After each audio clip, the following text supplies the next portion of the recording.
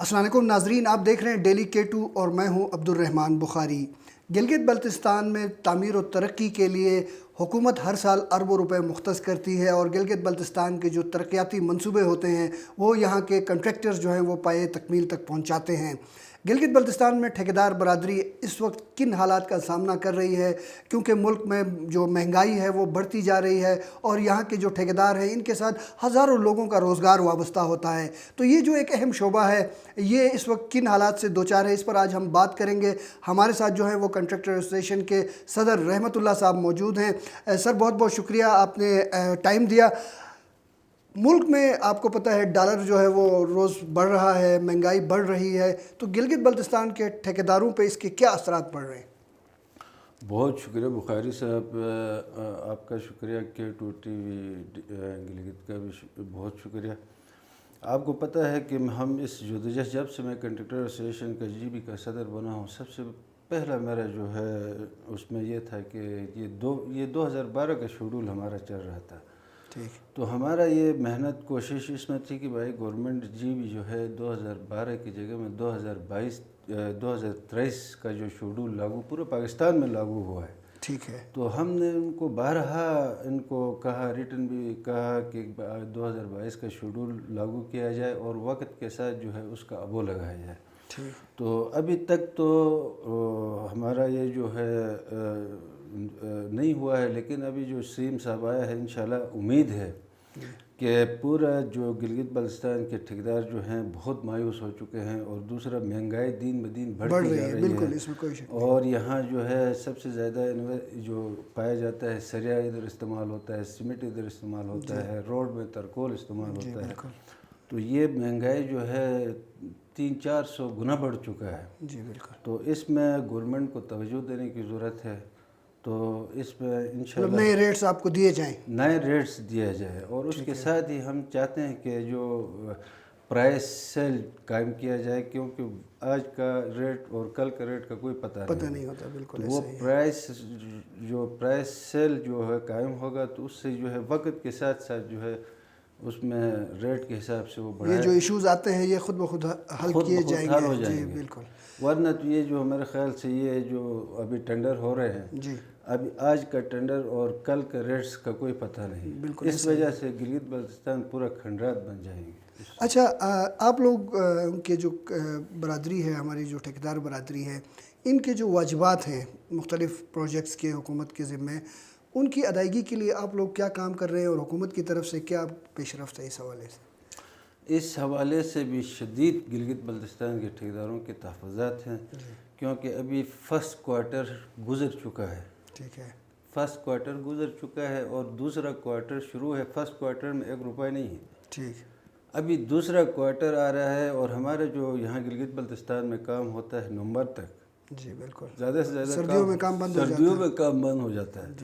تو اس وجہ سے ابھی جب یہ کوارٹر کے پیسے جب ریلیز نہیں ہوں گے تو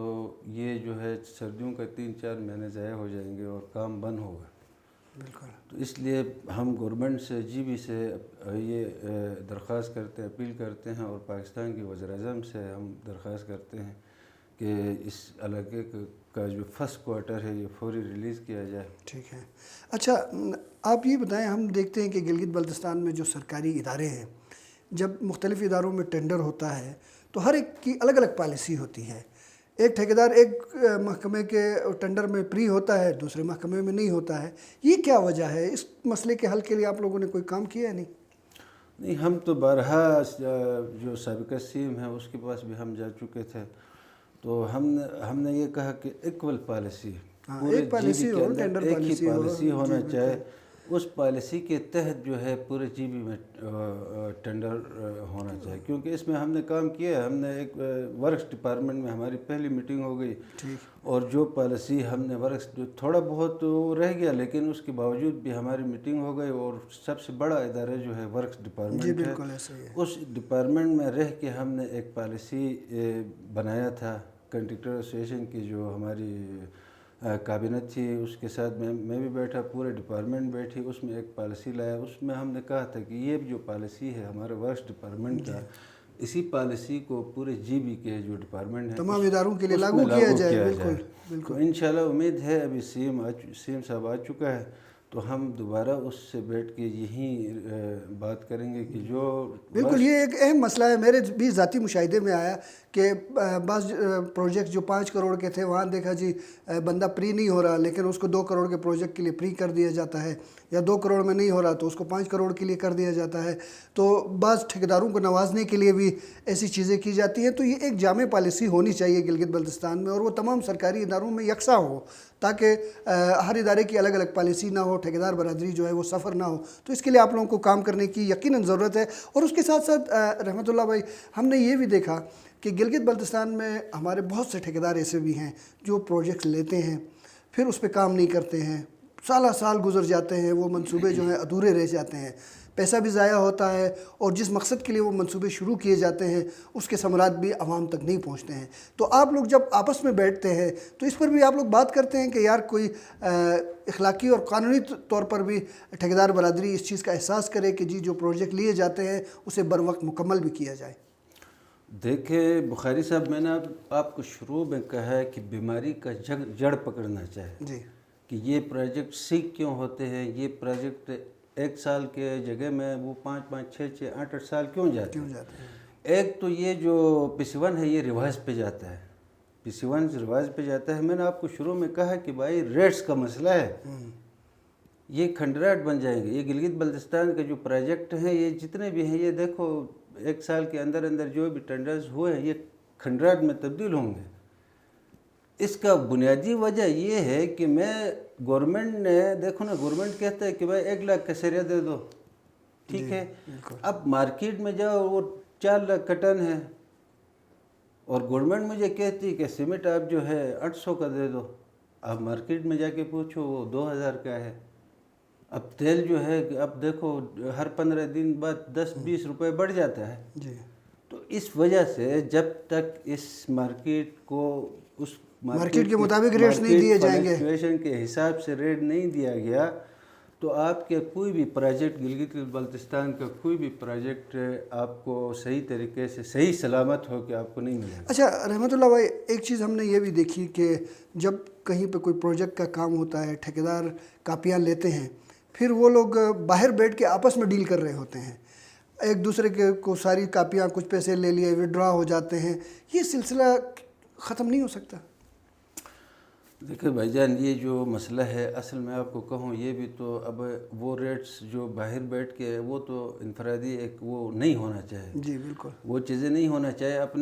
اپنے ٹھیکیداروں کو بھی یہ چاہے. میں آپ کے وساطت سے آپ کے پروگرام کے وساطت سے میں پورے جی بی کے ٹھیکیداروں کو یہ عرض کرنا چاہتا ہوں, یہ ریکویسٹ کرنا چاہتا ہوں. دیکھو ہم اتنے امیر نہیں ہیں, جی بالکل, ہمارے پاس اتنا امیر زیادہ کے بیٹے نہیں ہیں کہ ہم جو ہے اپنا زمین بیچ کے ہم گورنمنٹ کو کوئی بلڈنگ, کوئی روڈز, کوئی پل کو تعمیر کر کے ان کے حوالے کریں. ہم بہت کمزور, ہمارے پاس زیادہ سے زیادہ جتنے بھی امیر ہیں 10 کنال زمین ہوگا. تو میں یہی اپنے گلگت بلتستان کے ٹھیکیداروں کو یہ عرض کرنا چاہتا ہوں, دیکھیں آپ نے ٹینڈر بھرنا, مقابلہ کرنے کا مقصد یہ نہیں کہ آپ ٹی ایس سے نیچے آ کے مقابلہ کریں. آپ لوگ ریٹ کو دیکھیں, ٹی ایس جو ریٹس ہیں اس کو دیکھیں اور مارکیٹ کو دیکھیں. اس میں آپ بے شک 100% اوپر جا کے بھی مقابلہ کر سکتے ہو, تو اوپر جا کے بھی آپ مقابلہ کریں. اس کا مطلب یہ نہیں کہ آپ کا ٹی ایس جو ہے وہ ہو گیا ہے, سریا جو ہے 200 کا ہو گیا ہے, مارکیٹ میں 400 کا ملتا ہے, تو آپ 400 کی جگہ میں 500 لگائیں, اور کوئی 500 کی جگہ میں 450 لگائیں. آپ نے مارکیٹ کے حساب سے آپ نے مقابلہ کرنا ہے. جب تک یہ مارکیٹ کے حساب سے مقابلہ کریں گے تو انشاءاللہ پھر وہ ریٹ گورنمنٹ کی بھی مجبوری ہوتی ہے, اور گورنمنٹ کو بھی یہ چاہیے کہ دیکھیں یہ کوئی آنکھیں بند کر کے نہیں بیٹھے. میں گورنمنٹ سی ایم صاحب سے ریکویسٹ کرتا ہوں کہ میں اگلے ملاقات کریں گے. ہمارے یہ جو مسائل ہیں بڑے ایشوز ہیں. ایک ایشو یہ ہے کہ بھائی یہ جو آپ نے کہا ہے کہ مارکیٹ جو ریٹس ہے اور جو PC1 ابھی نیا بن رہے ہیں اس میں نیا ریٹس اور مارکیٹ کے حساب سے اب وہ لگایا جائے. اس حساب سے یہ ہوگا کہ کوئی ٹھیکیدار کو بھی 4-5 روپے بچیں گے اور وقت پہ آپ کے پروجیکٹ بھی مکمل. لیکن اس کے لیے پھر گلگت بلتستان حکومت کو وفاق سے مزید کئی ارب روپے لانے پڑیں گے. دیکھو آپ نے بے شک آپ 2 بلڈنگ کی جگہ میں 1 بلڈنگ بنائیں, لیکن اس کو مکمل تو کریں، بالکل اس کی کوالٹی بھی ہو، وہ مکمل بھی ہو۔ ایک تو یہ ہمارے ادھر ریسورسز نہیں ہیں جی بی کے اندر کہ ہمارے اپنے پیسے ہو تو ہم اسی کو اس حساب سے لگائیں۔ ہمیں وہاں تو مختصر پیسے آتے ہیں چھوٹے، اس میں ہم یہ کرتے ہیں کہ بھائی ابھی 1 کروڑ کا پروجیکٹ ہے، اس میں 10 لاکھ روپے رکھتے ہیں، بجائے اس 1 کروڑ کا پروجیکٹ میں 1 کروڑ روپے ہو گیا تو پھر آپ کام کروائیں، پھر آپ سٹارٹ۔ اچھا رحمت صاحب، ہم نے یہ دیکھا کہ گلگت بلتستان کے جو ٹھیکیدار ہیں ان کی انجینئرنگ جو کونسل ہے وہاں رجسٹریشن ہوتی ہے، ساری کاغذی کارروائی ہوتی ہے، اس کے بعد گلگت بلتستان حکومت نے حال ہی میں ایک فائنانس بل جو ہے وہ اپروو کیا، اور اس کے بعد اب دوبارہ یہاں رجسٹریشن ہو رہی ہے، بھاری فیسیں لی جا رہی ہیں، اس پر آپ لوگوں کا کیا کہنا ہے؟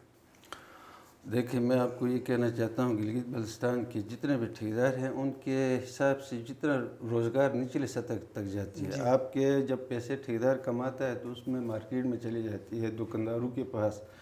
مزدور کو مزدوری ملتی ہے، لیکن اس میں انہوں نے سب سے پہلا جو ہے